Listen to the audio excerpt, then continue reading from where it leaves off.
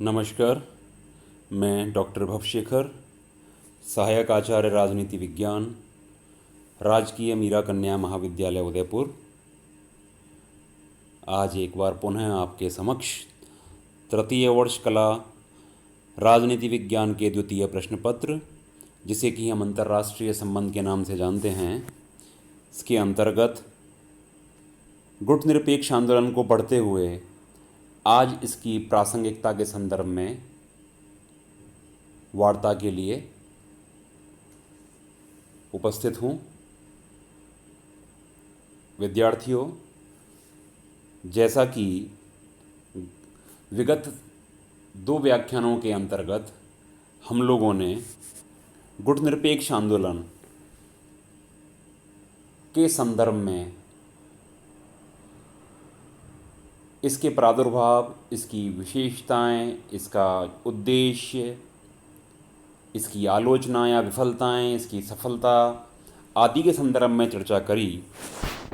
उसी कड़ी में आज हम लोग गुटनिरपेक्ष आंदोलन का जो भविष्य है, या कहें गुटनिरपेक्ष आंदोलन की जो प्रासंगिकता है, उसके बारे में चर्चा करने के लिए एकत्र आए हैं। हम लोग भलीभांति जानते हैं कि गुटनिरपेक्ष आंदोलन का प्रादुर्भाव द्वितीय विश्व युद्ध के पश्चात हुआ, जबकि संपूर्ण विश्व बिरादरी 2 गुटों या 2 धड़ों में विभाजित थी। एक गुट का नेतृत्व संयुक्त राज्य अमेरिका कर रहा था और दूसरे गुट का नेतृत्व सोवियत संघ के द्वारा किया जा रहा था। ऐसी शीत युद्धकालीन परिस्थितियों के दौरान गुटनिरपेक्ष आंदोलन एशिया, अफ्रीका और लैटिन अमेरिका के नवोदित राष्ट्रों के लिए और ऐसे अन्य राष्ट्रों के लिए जो कि शांति चाहते थे, जो कि स्वतंत्र विदेश नीति का अनुपालन चाहते थे, जो कि अपना स्वतंत्र अस्तित्व को बनाए रखना चाहते थे, जो कि उपनिवेशवादी साम्राज्यवादी मानसिकता के विरोधी थे, उनके लिए गुटनिरपेक्ष आंदोलन एक उत्साह, उमंग, या कहें कि एक प्रकाश की तरह अस्तित्व में सबके समक्ष उभर करके आया, जहां सबके लिए एक नवीन उम्मीद की किरण दिखने लगी, जिसके माध्यम से कि स्वतंत्रता की पालना करने वाले, उपनिवेशवाद विरोधी मानसिकता रखने वाले राष्ट्र एक साथ एकत्र होकर एक मंच पर आकर के और वैश्विक बिरादरी को एक नई दिशा प्रदान करने का ख्वाब देखने लगे। जब हमने गुटनिरपेक्ष आंदोलन की वर्तमान समय तक की ऐतिहासिक यात्रा का अध्ययन किया, तो हमने पाया कि गुटनिरपेक्ष आंदोलन ने शीत युद्ध और उत्तर शीत युद्ध काल में अपनी महती भूमिका का निर्वाह किया। गुटनिरपेक्ष आंदोलन के माध्यम से बहुत सारे युद्धकालीन परिस्थितियों को शस्त्र युद्धों में परिणत होने से रोका गया। गुटनिरपेक्ष आंदोलन ऐसे नवोदित राष्ट्र जो कि एशिया, अफ्रीका और लैटिन अमेरिका के पिछड़े हुए क्षेत्र से आ रहे थे, उन कमज़ोर राष्ट्रों की एक संयुक्त आवाज़ बनकर उभरा। यह आंदोलन एक ऐसा मंच बना जहां से एक उपनिवेशवाद और साम्राज्यवाद विरोधी मानसिकता के ऊपर कुठाराघात किया जाने लगा।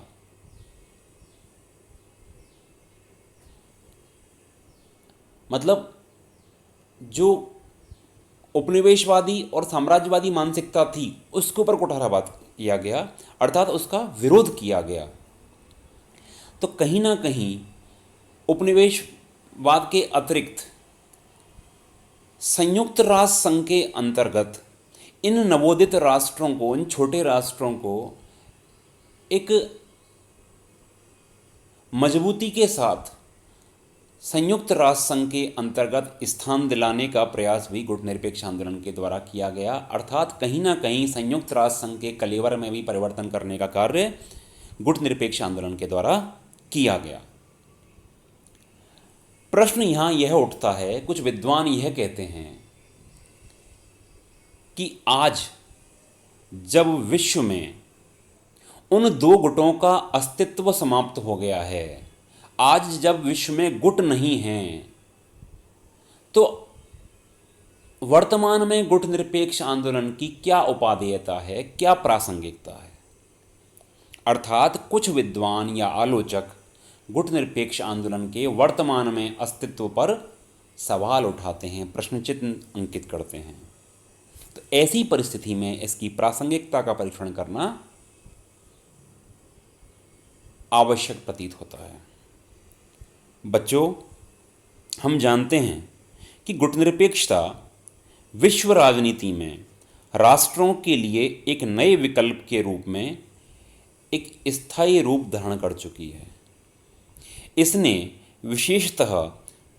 राष्ट्र समाज के छोटे छोटे और अपेक्षाकृत कमजोर सदस्यों के संदर्भ में राष्ट्रों की स्वतंत्रता और समानता बनाए रखने में अपना योगदान दिया है। इसने विश्व के पूर्ण ध्रुवीकरण को रोका है, विचारधारागत शिविरों के विस्तार को और उनके प्रभाव को भी संयमित किया है, नियमित किया है। गुटों के अंदर भी स्वतंत्रता की शक्तियों को प्रोत्साहन देकर अंतर्राष्ट्रीय शांति और सुरक्षा बनाए रखने का कार्य किया है। आज संयुक्त राष्ट्र संघ के 2/3 राष्ट्र गुटनिरपेक्ष आंदोलन के सदस्य के रूप में कार्य कर रहे हैं। विभिन्न मंचों के माध्यम से गुटनिरपेक्ष राष्ट्रों ने वैश्विक शांति, उपनिवेशवाद के अंत, परमाणविक अस्त्रों पर रोक, निशस्त्रीकरण, हिंद महासागर को शांति क्षेत्र घोषित करने और नई अंतर्राष्ट्रीय अर्थव्यवस्था के निर्माण हेतु एक सकारात्मक और सक्षम कार्यवाही का प्रयास किया है। अब जब हम बात करते हैं कि वर्तमान में गुटनिरपेक्ष आंदोलन का क्या औचित्य रह गया है, गुटनिरपेक्षता की सार्थकता द्वितीय विश्व युद्ध के बाद शीत युद्ध के वातावरण में तो थी, किंतु पिछले 15-20 वर्षों में अंतर्राष्ट्रीय राजनीति में व्यापक परिवर्तन हुए। शीत युद्ध का अंत हो चुका है, सोवियत संघ का विघटन हो चुका है, पूर्वी यूरोप के देशों में साम्यवाद की जो है वो समाप्त हो चुका है, वार्सा पैक्ट भंग हो चुका है, नाटो की भूमिका में परिवर्तन आ गया है, जर्मनी का एकीकरण हो चुका है, सभी प्रमुख शक्तियों के बीच एक दूसरे के प्रति सौहार्दपूर्ण संबंध है, अमेरिका और रूस मिलकर अंतर्राष्ट्रीय स्टेशन का संचालन कर रहे हैं और नाभिकीय ऊर्जा पर अंतर्राष्ट्रीय सहयोग को उन्होंने नए आयाम दिए हैं। अमेरिका और चीन के मध्य 300 अरब डॉलर का व्यापार है। रूस वर्तमान में पश्चिमी यूरोप, चीन और जापान के लिए ऊर्जा के प्रमुख आपूर्तिकर्ता जो हैं उनके रूप में उभरा है। ऐसे में हमारे समक्ष यह प्रश्न है कि गुटनिरपेक्ष देश अपनी गुटनिरपेक्षता प्रदर्शित अब किसके खिलाफ करें, क्योंकि आज परिस्थितियां बदल चुकी हैं। गुटनिरपेक्ष आंदोलन के 8वें सम्मेलन में जिम्बाब्वे की राजधानी हरारे के अंतर्गत लीबिया के तत्कालीन नेता कर्नल गद्दाफी ने गुटनिरपेक्ष आंदोलन को अंतर्राष्ट्रीय भ्रम का मजाकिया आंदोलन कहा था और पूछा था कि जब अमेरिका ने उनके देश पर हवाई हमला करके उन्हें सपरिवार जान से मारने की धमकी कोशिश की, उस समय गुटनिरपेक्ष आंदोलन क्या कर रहा था और क्या इसके बाद उसकी कोई प्रासंगिकता रह जाती है? निश्चित ही यह एक व्यापक प्रश्न है। फरवरी 1992 में गुटनिरपेक्ष राष्ट्रों के विदेश मंत्रियों की बैठक में मिस्र ने स्पष्ट तौर से अपील की थी कि इस आंदोलन को समाप्त कर देना चाहिए, क्योंकि उनका यह तर्क था कि सोवियत संघ के विघटन, सोवियत गुट और शीत युद्ध की समाप्ति के पश्चात अब गुटनिरपेक्ष आंदोलन की प्रासंगिकता समाप्त हो गई है। लेकिन बहुसंख्यक राष्ट्रों के विदेश मंत्रियों ने इस विचार का विरोध किया, क्योंकि उनका कहना था कि बड़ी संख्या में गुटनिरपेक्ष देश अभी निर्धन हैं और आर्थिक दृष्टि से पिछड़े हुए हैं और समृद्ध राष्ट्रों तथा बहुराष्ट्रीय कंपनियों के द्वारा उनका नव औपनिवेशिक शोषण किया जा रहा है। इस स्थिति में उन्हें बचाने के लिए यह जरूरी है कि विकसित और विकासशील देशों के बीच सार्थक वार्ता के लिए दबाव डाला जाए और विकासशील देशों के बीच आपसी सहयोग और जो है उसको सुदृढ़ और सक्रिय किया जाए। इसके लिए गुटनिरपेक्ष आंदोलन जो है वो एक आवश्यक मंच के रूप में काम करेगा। आतंकवाद का पूर्ण निशस्त्रीकरण, इन दो समस्याओं के लिए साथ साथ आर्थिक उदारीकरण और वैश्वीकरण के दौर से गुजर रही विश्व आर्थिक नीति पर विश्व व्यापार संगठन, विश्व बैंक, अंतर्राष्ट्रीय मुद्रा कोष के बढ़ते वर्चस्व के कारण विकासशील देशों की आर्थिक समस्याओं के समाधान का मुद्दा भी काफ़ी जटिल होता जा रहा है। इसलिए संयुक्त राष्ट्र संघ को केंद्र बनाकर गुटनिरपेक्ष आंदोलन एक महत्वपूर्ण भूमिका का निर्वाह कर सकता है। निशस्त्रीकरण के क्षेत्र में गुटनिरपेक्ष आंदोलन विश्व की पुकार की भूमिका निभा सकता है और यह भी सुनिश्चित कर सकता है कि महाशक्तियां तीसरी दुनिया के देशों में घातक हथियारों का जमावड़ा ना करें। आज गुटनिरपेक्षता की जब हम प्रासंगिकता की बात करते हैं तो हमको उसकी प्रासंगिकता जिन बातों में नज़र आती है उनमें पहला है नई अंतर्राष्ट्रीय अर्थव्यवस्था की मांग करना। तो नवीन अंतर्राष्ट्रीय अर्थव्यवस्था की जो मांग है उसको प्रमुखता के साथ स्थापित करने का जो प्रयास है वो गुटनिरपेक्ष आंदोलन के द्वारा किया जा रहा है और उसकी महत्वपूर्ण भूमिका नजर आती है। इसके अतिरिक्त दूसरा है आणविक निशस्त्रीकरण के लिए दबाव डालना, अर्थात वैश्विक परिदृश्य में तमाम तरह के परमाणु हथियार, अस्त्र शस्त्र जो हैं स्थापित हो गए हैं उनको सीमित करना, उनको समाप्त करना और आगे उनके बनाने से रोक लगाना विभिन्न प्रकार की संधियों के माध्यम से, इस कार्य के लिए भी गुटनिरपेक्ष आंदोलन अपनी सकारात्मक भूमिका का निर्वहन कर सकता है। तीसरा है दक्षिण दक्षिण सहयोग को प्रोत्साहित करना, अर्थात विकासशील राष्ट्रों के मध्य परस्पर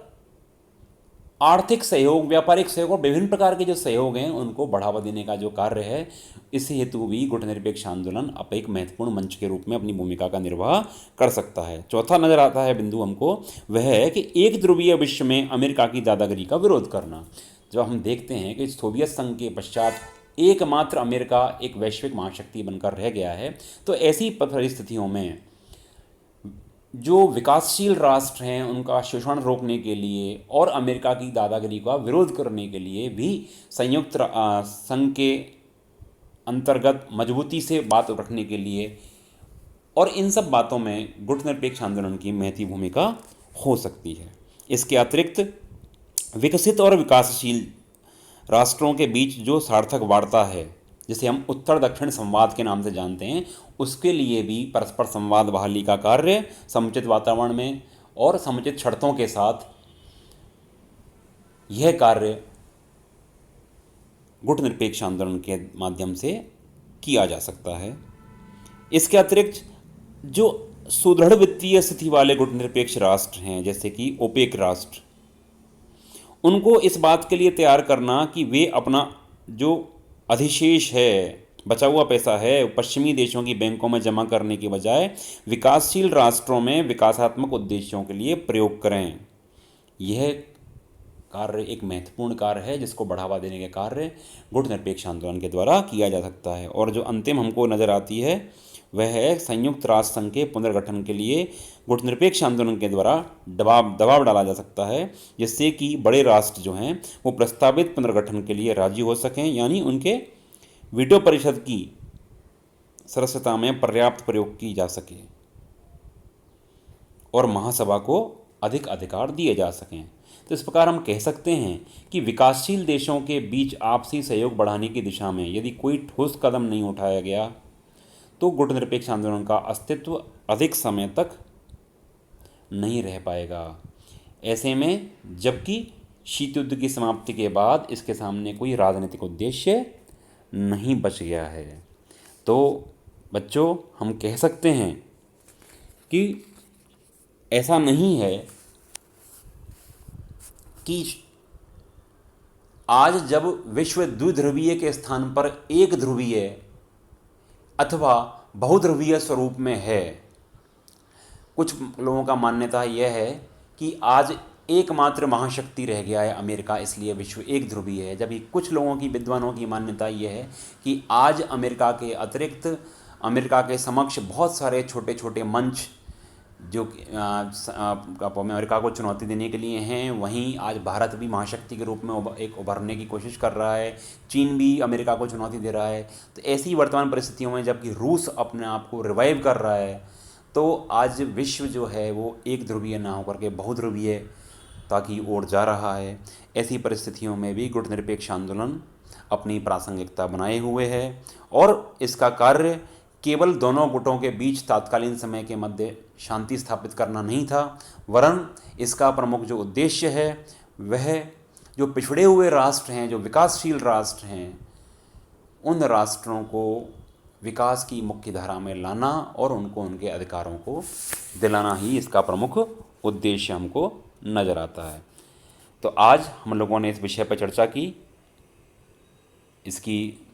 सार्थकता मुझे अभी तक नज़र आती है।